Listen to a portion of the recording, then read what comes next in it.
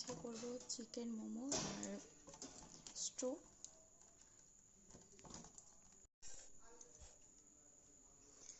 আজকে করব চিকেন মোমো আর স্যুপ। বাইরে বৃষ্টি পড়ছে, তো আমার বরকে বলেছিলাম কিনে আনতে, ওই যে নিয়ে এসছি। আর এখানটায় চিকেন এনেছি, আমি ধুয়ে নিয়েছি, বোনলেসগুলো বেছে নেব, কারণ এখানে লেগ পিসও রয়েছে একটু। আর এখানটায় আমি পেঁয়াজ, গন্ধরাজ লেবু, রসুন, আদা সব রেখেছি কিছু করবো বলে।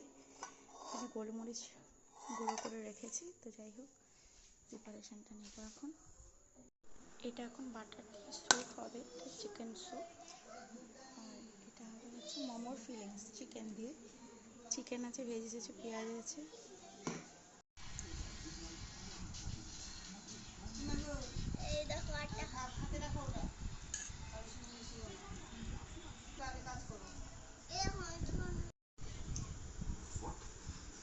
তোমরা দেখো হচ্ছে